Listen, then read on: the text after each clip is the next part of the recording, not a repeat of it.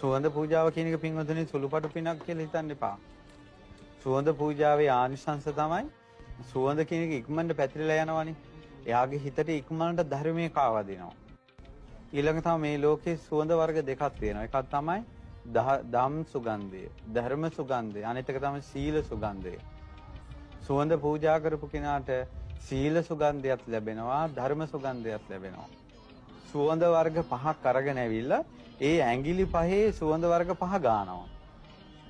සුවඳ පසගුල් දෙනවා කියලා ඔකට කියන්නේ. ඒක අද කාලේ ඒ වගේ පිනක් කරපු කෙනෙක් අපි දැකලත් නැහැ. නමුත් අපි පොතෙන් පතෙන් අහලා තියෙනවා. සුවඳ වර්ග පහක කල්ක අරගෙන ඇඟිලි පහේ ගන්නවා. ඒ ඇඟිලි පහේ ගාලා මේ ඒ ඇඟිලි පහ ඒ ස්තූපේ හරි ඒ ලස්සනට පාදමේ මෙහෙම තියාගෙන යනවා. සුවඳ වර්ග පහක් තමයි ගන්නෙ.